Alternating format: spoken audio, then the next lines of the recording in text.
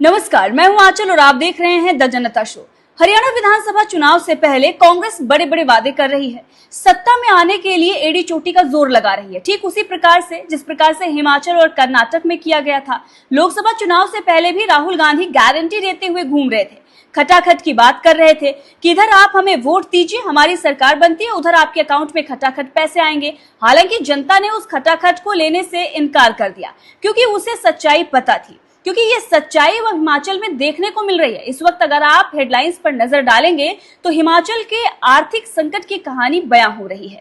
आपको याद होगा 2022 में हिमाचल में विधानसभा का चुनाव था। कांग्रेस ने कई बड़े वादे किए। वैसे तो कई वादे कांग्रेस की तरफ से किए गए थे, लेकिन 5 गारंटी उनकी तरफ से दी गई थी कि ये गारंटी हम पूरा करेंगे।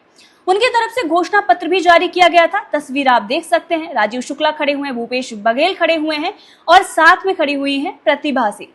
इन सब ने यह वादा किया था कि अगर हमारी सरकार बनती है तो हम महिलाओं को 1500 रुपए देंगे। इतना ही नहीं, पशुपालकों से भी वादा किया गया था कि अगर हम सत्ता में आते हैं तो आपके पशुओं का जो दूध है वो 100 रुपए लीटर खरीदेंगे। आपका गोबर भी बेकार नहीं जाएगा, 2 रुपए किलो गोबर की भी खरीदारी होगी।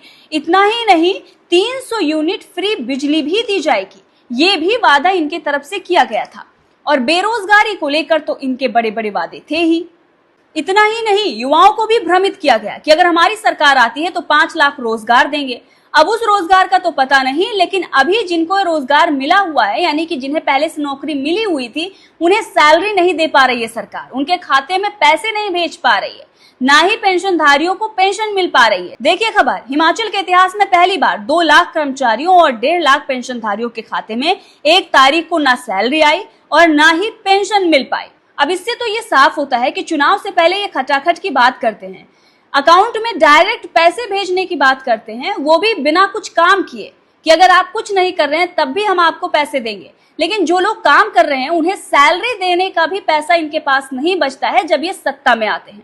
अब इसे देखते हुए सवाल ये खड़ा होता है कि सत्ता में आने के बाद ये मिसमैनेजमेंट क्यों? सरकार कहां हो गई है नाकाम?